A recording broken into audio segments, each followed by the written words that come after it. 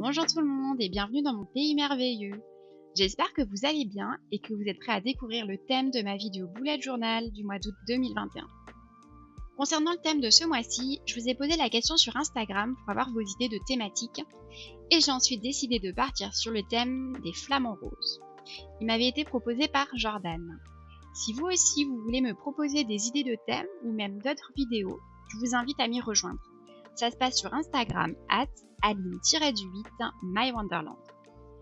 D'ailleurs, la première vidéo hors bullet journal est presque terminée. Et petit indice pour connaître le thème de cette vidéo, je vous renvoie à la vidéo Bujo du mois de juin que je vous partage également juste en dessous. C'est parti, attaquons la préparation du mois d'août et de ces petits flamants roses. Pour ce mois, je vais utiliser 5 doubles pages.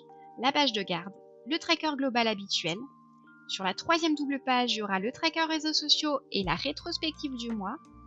On aura ensuite les weekly accompagnés des to-do list. Avec, vous le verrez, un petit changement au niveau de la mise en page ce mois-ci. Et on commence avec la page de garde du mois sur laquelle j'ai dessiné un grand flamant rose endormi. Je me suis rendu compte que le plus difficile, c'était de dessiner les palmes des pattes des flamants. Du coup, je vous avoue que j'ai un peu triché pour cette page et j'ai dessiné que le haut de l'animal. Et c'est tout, je voulais quelque chose d'assez épuré pour pouvoir m'amuser un peu plus lors de la mise en couleur.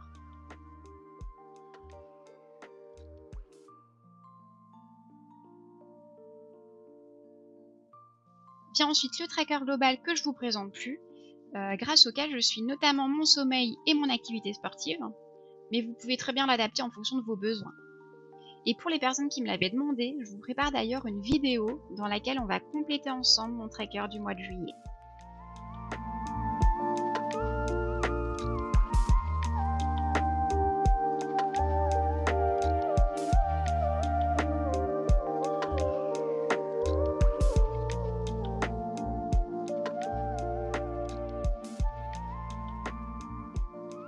On passe rapidement sur mon tracker réseaux sociaux. Il n'a pas beaucoup évolué, à la différence que j'ai décidé pour ce mois de me concentrer uniquement sur le suivi de mes publications en lien avec mywonderland. Que ce soit via les différents canaux Instagram, ici sur YouTube, via Pinterest ou sur mon blog, j'ai donc toujours ma petite case à cocher suivant le mois et à droite un espace pour légender les publications.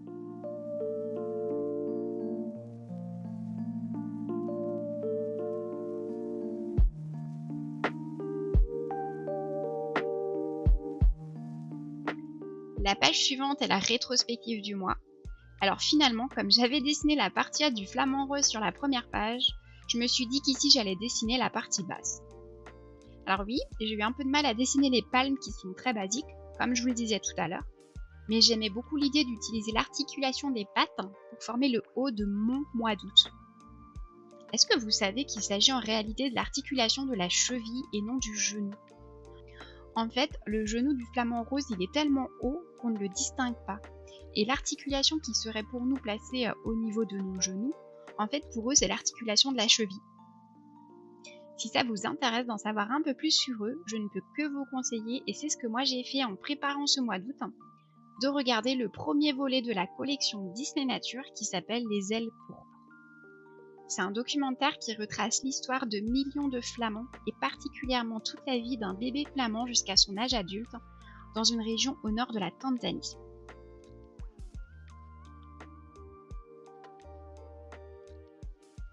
Pour en revenir à mon bujo, je vous parlais d'un changement ce mois-ci au niveau de mes weekly. Vous avez vu qu'au fil des mois, j'avais bien réduit petit à petit les cases journalières de mes weekly puisque je travaillais de plus en plus avec des to-do list. J'ai donc décidé de revenir à une vision mensuelle. En fait, je complétais pas forcément quelque chose tous les jours dans mes weekly, donc je pense que ça me correspond mieux de ne plus préparer à l'avance et de privilégier un calendrier mensuel avec un peu plus d'espace. Alors attention, ça veut pas dire que je les supprime totalement. Je les prépare juste plus à l'avance. Avec mon rythme de vie quotidien, j'en ai pas besoin tout le temps, mais ça veut dire que s'il y a une semaine de vacances par exemple, pendant laquelle j'ai vraiment besoin d'être plus organisée, c'est à ce moment-là que je viendrai créer ma semaine. Donc je les supprime oui et non, en fait je vais seulement les incorporer quand je sens que j'en ai besoin. Et c'est tout là l'intérêt d'un bullet journal, qu'on adapte à nos besoins.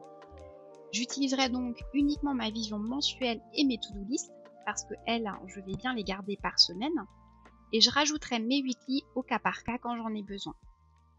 D'ailleurs, ça sera pas forcément des semaines entières. Par exemple, si j'ai 4 jours pendant lesquels j'ai besoin de m'organiser, je peux créer juste 4 jours. Vous aurez noté mon petit stratagème pour éviter de dessiner à nouveau les palmes du flamand sur la page de gauche. Donc n'hésitez pas à utiliser ce genre d'astuce pour cacher quelque chose que vous ne voulez pas dessiner, c'est super facile. Au niveau du calendrier, j'ai décidé de noter le jour comme s'il faisait partie de l'encart qui délimite la case. J'ai fait la même chose devant chaque ligne à gauche pour noter le numéro de semaine et je vais mettre les jours dans les petits triangles.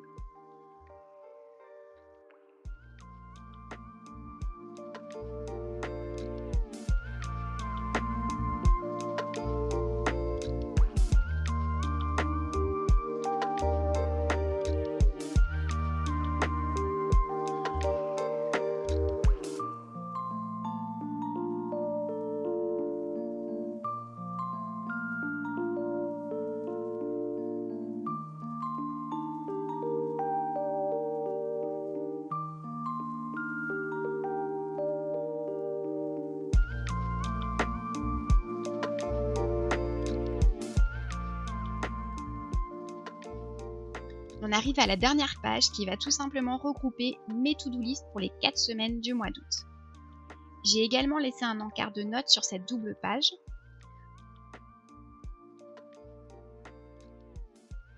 Vous voyez aussi l'autre astuce que j'ai utilisée toujours pour ne pas dessiner les pattes du flamand, et j'ai coupé ces pattes.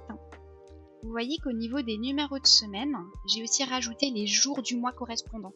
Ça m'évitera de revenir sur la page précédente si je veux me repérer dans la semaine.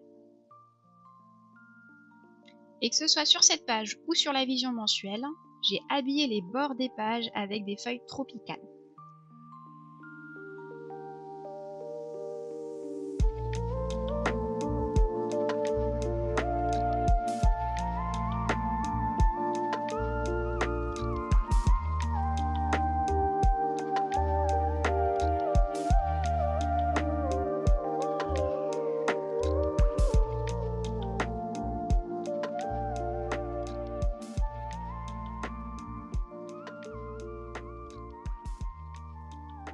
J'espère que le rendu vous plaît et on attaque tout de suite la mise en couleur.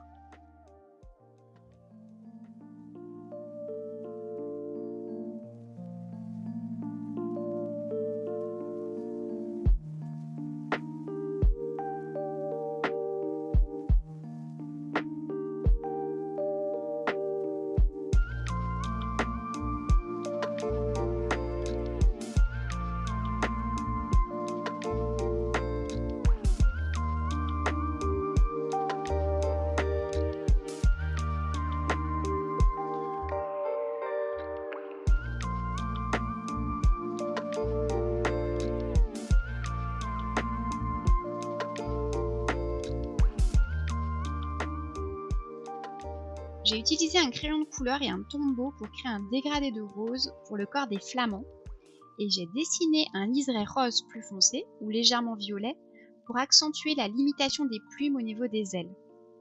Pour les pattes et le bec, j'ai choisi une couleur pastel orangé et j'ai utilisé la même technique de dégradé pour le corps des oiseaux et pour remplir certaines pages. Donc à gauche au niveau de la page de garde et également sur le calendrier mensuel.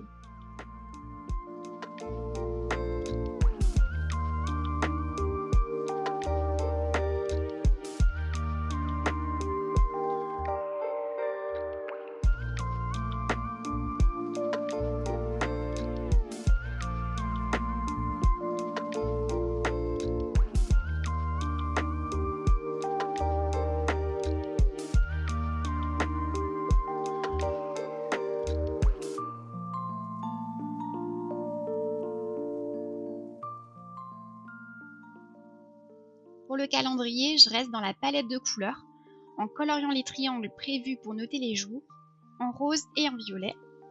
Je colorie ensuite les feuilles tropicales dans différents tons de vert.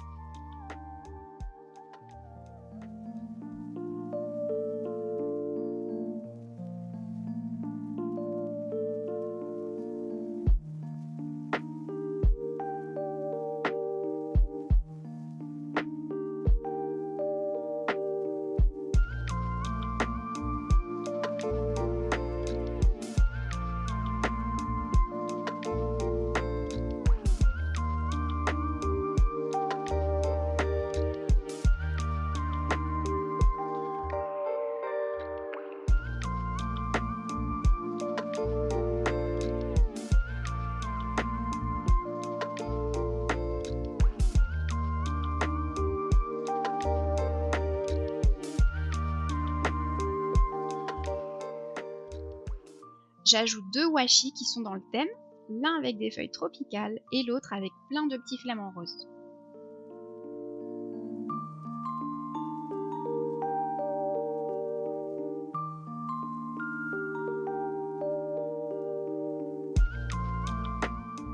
Et dernier détail, dans les fonds roses, j'ai ajouté des petits cœurs avec un stylo blanc. Ça rappelle les cœurs qu'on voit sur le washi feuille tropicale. Et voilà un mois d'août terminé. J'espère que vous avez passé un bon moment, peut-être trouver aussi de quoi vous inspirer. Si c'est le cas, n'hésitez surtout pas à liker cette vidéo, à vous abonner, à partager, à venir me rejoindre sur Instagram. Taguez-moi aussi sur vos créations, moi aussi j'adore voir ce que vous faites. En attendant la prochaine vidéo, j'espère que vous avez passé un joli mois de juillet, mais je vous souhaite encore un plus beau mois d'août. À très vite!